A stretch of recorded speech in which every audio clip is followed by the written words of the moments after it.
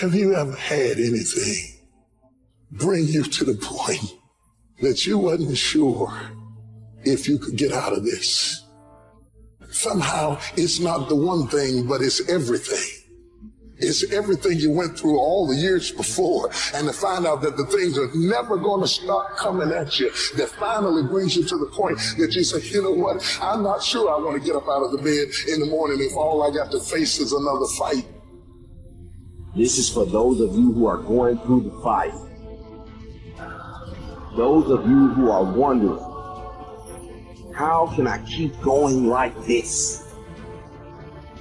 Some of you have been through so much that you should have lost your mind. It's all right to fail as long as you fail forward. It's all right, but I need you to have heart, because there's some things you just can't get without perseverance. Don't think it's strange when things happen to you, because every man, every woman, every boy, every girl will go through a time where your faith will be tested. I know what it's like to barely hold, to barely feel like you're breathing, to barely feel like you can come off the air. Look up. Look up and recognize that there is a way out. There is a path for you to take. And it's not an easy path. It takes courage and it's hard. But what is the other choice? What else can we do? Let the darkness completely consume us, be overtaken by temptation and vice? No. Do not accept that. You can triumph over these dark forces. You can become better. You can be better. You got more than you think. You can do more than you think. You can go further than you think. You can have more than you think. And stop blaming somebody else over what you don't have. It's time for you to know what you got in your hand. Stand up for your dreams. Stand up for what you want in your life. Decide that your life is so meaningful to you, that you love you and you love life so much that you're going to stand up for what you believe in, because you can fall for anything. And so by being committed to everything that I started, I finished it and built a certain type of spirit. It built a certain type of mentality. And so now I couldn't quit even if I wanted to. I couldn't stop even if I wanted to. I had too much sweat equity in my life and everything that I was doing. When it gets tough, I'm going to press my way. When I get tired, I'm going to press my way. When it's not convenient, I'm going to press my way. When my heart is broken, I'm going to press my way. When I'm rejected, I'm going to press my way. When I'm broke, I'm going to press my way. When I'm despaired, I'm going to press my way.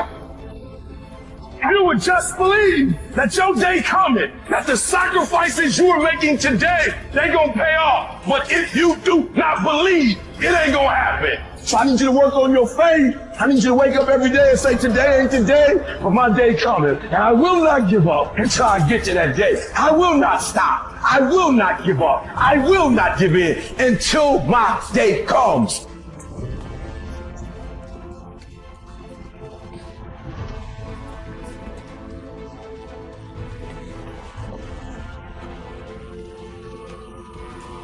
This is another concept which has made its rounds in the world, that something else should motivate you to do what you're doing. If what you are doing is significant enough, you don't need any other thing to motivate you. If what you are doing is truly significant to life, why do you need another motivation to make that happen? If you really understand and experience that what you are doing is truly important for every life around you, you don't need a motivation. Life just goes on. See, does your heartbeat need a motivation to keep it going? I'm asking you, all the life processes is not asking for any motivation, isn't it? Monsoon is coming. Any motivation? No, it's coming year after year. It's the natural process going on. Simply like that. In you and me, life is on. What I'm telling you is, if you are doing something which is aligned with the fundamental life process of who you are, This can find a million expressions. It need not be just spiritual teaching. It can find a million expressions that what you are doing is aligned with your fundamental life process. Then you will not need anything to motivate you. Simply, as a part of life, it will just happen. How much you do simply depends on how much time you invested on upgrading yourself. The problem with the world right now is people are always trying to upgrade their activity.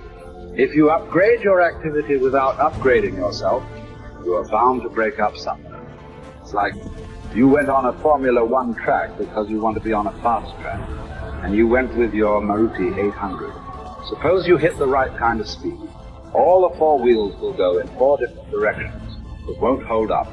If you want to be in that kind of speed and that kind of track, you must prepare the machine.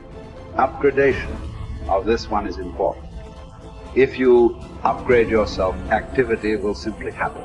Many people around me, many times think I'm superhuman because of the activity that I perform. This is not about being superhuman.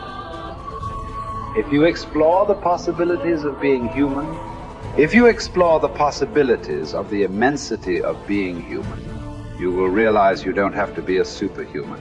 Being human itself is super. So you will not need any external drive or some other inspiration. The very process of life will do it.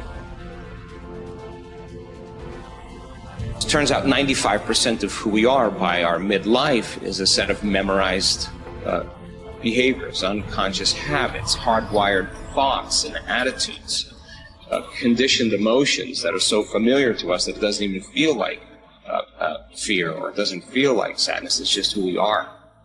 It usually takes crisis or trauma or disease or diagnosis or your lowest point in your life where you're knocked to your knees.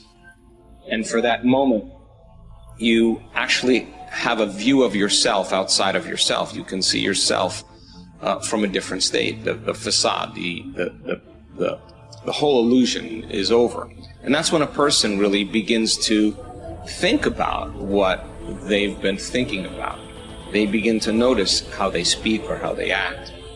And I think they begin to pay attention to those feelings on a more regular and conscious basis. And the word meditation, I looked this up because when I started my journey, I'm very scientifically minded. The word meditation, the symbol means to become familiar with. So then the first step to change, if you wanted to create a new life, you have to change. It's change your personal reality, you have to change your personality. And the first step is consciousness or becoming aware. So the moment you become conscious of your unconscious thoughts, the moment you become aware of your automatic reflexive habits and your emotional reactions, the moment you can become so conscious of those unconscious states of mind and body that you don't go unconscious again, so familiar with those states. And how many times do we have to forget or go unconscious till we no longer forget or go unconscious and we stay conscious? That's lighting a match in a dark place. And most people, when they do meditation, they actually think, when those voices come up and when the chatter starts and those emotions start, they actually think that they're doing their meditation wrong. And I want them to know that they're actually doing it right, because you're coming up against those thoughts that slip by your awareness unnoticed or unchecked by many people. You all of a sudden catch how you speak. And people say, if I really want to be happy, let's think about this. I don't want to complain. I don't want to blame. I don't want to make excuses. I don't want to feel sorry for myself. I'm going to stop that. Now that's breaking a habit of being yourself. That takes a lot of energy and a lot of awareness. And our environment then, the circumstances, our environment are always available for us to think and feel equal to everything in our life, So the environment for many people, as we said earlier, controls the way they think and feel. So when they respond to their coworker, when they respond to the news, when they respond to the traffic in their life, that response causes them to return back to those unconscious programs. But sitting in a meditation and really sitting in the fire and believing that there's something on the other side of that thought, believing that there's something on the other side of some behavior or some emotion that makes us feel a certain way. That's stepping into the unknown, and it takes us disconnecting from the environment. That's what meditation is about. Playing music or hearing nothing, or closing your eyes and not eating, not smelling, not tasting, not feeling with your body. You're putting your body away and you're not letting it be the mind or the program. You're making it sit still. You're training the animal, right? And a person starts feeling emotional and they catch themselves starting to feel those emotions. Instead of letting that emotion drive certain thoughts or actions, that person settles the body down in the meditation and brings it back into the present moment, and that's a victory.